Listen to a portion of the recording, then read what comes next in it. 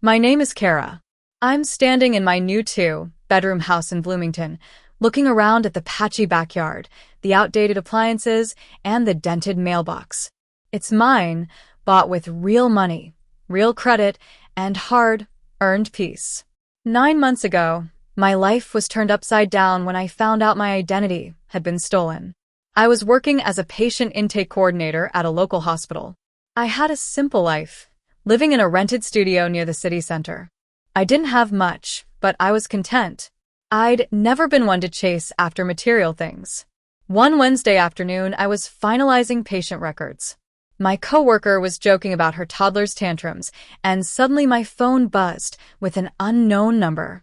Usually, I'd let it go to voicemail, but something made me answer. Miss Kara, this is Tom from Riverview Credit Union. I'm calling about your overdue mortgage on the Elmwood property. You're 3 months behind. My mind went blank. What mortgage? I asked, my voice trembling.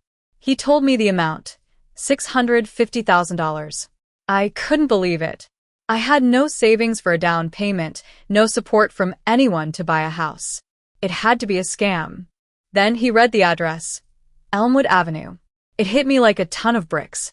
My sister, Lily, and her husband, Ryan, had moved into a beautiful colonial home on Elmwood just a few months ago. I'd visited them once and had a great time in their backyard. I ended the call and locked myself in the restroom. With shaking hands, I pulled up my credit report. There it was, my name, my social security number, and my address updated to their house. It wasn't a mistake. Someone had stolen my identity. And I knew who it was. I was terrified because I knew my parents, strict and traditional as they were, would probably ask me to let it go. My father, a retired military man, always emphasized family unity, and my mother, a homemaker, was all about keeping the peace. That night, I barely slept. I thought about how Lily had always been in the spotlight. She was 2 years older than me, a successful marketing executive, married to a well-paid financial analyst. She drove a luxury car and had a picture-perfect life on social media. Meanwhile, I worked hard at my job, paid my bills on time, and was happy with my small, unassuming life. The next day, I went to the credit union with my ID and social security card. The branch manager, a serious-looking man named Mark, showed me a folder full of loan documents, all with my name and a signature that almost looked like mine. He explained that it was all done online, with uploaded documents and digital signatures. The income stated on the loan was $200,000 a year, while I only made $45,000. He told me it was likely identity theft and that I needed to contact the police. Over the next few days, I was in a rage. I filed a fraud alert with the credit bureaus.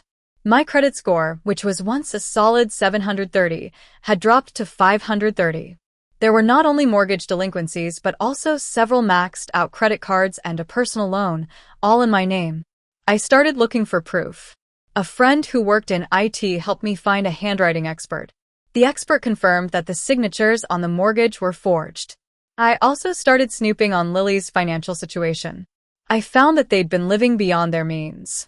A friend at a car dealership told me that Ryan had to pay cash for a new car because Lily's credit was bad. By the end of the week, I had enough evidence. But I hesitated. I knew that when I told my family, my parents would want me to keep quiet. Sunday dinner at my parents' house was always a big event.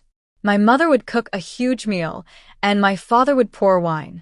Lily and Ryan always showed up late, looking glamorous. This time, I dressed professionally, wearing a black suit. I carried a manila folder with all the evidence. After dinner, when everyone was sitting around the table, I said, "There's something I need to talk to you all about." The room went quiet. Lily and Ryan used my name to buy a house and take out loans. Lily laughed nervously and said, "That's crazy. Why would we do that?" I showed her the evidence, the forged signatures, the false income claims. Ryan stood up and said, "We don't have to do this here." But my father said firmly, "Sit down, Ryan." Lily finally admitted it was supposed to be temporary. We were in a tough spot and we thought we could fix it. I was furious. "You stole my identity. You were planning to file bankruptcy in my name." My mother was in shock, and my father was angry. He told Lily and Ryan to leave.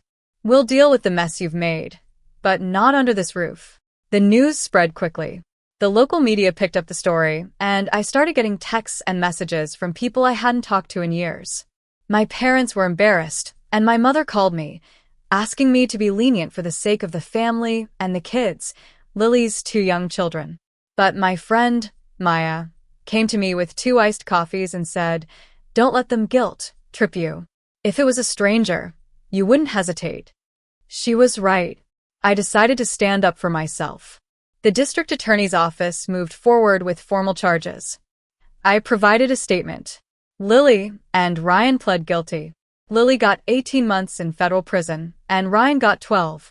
Now, as I stand in my new home, I know that I've rebuilt my life. I may never forgive Lily, but I've learned to protect myself and stand up for what's right. This house is a symbol of my new beginning, built on truth and not on someone else's lies.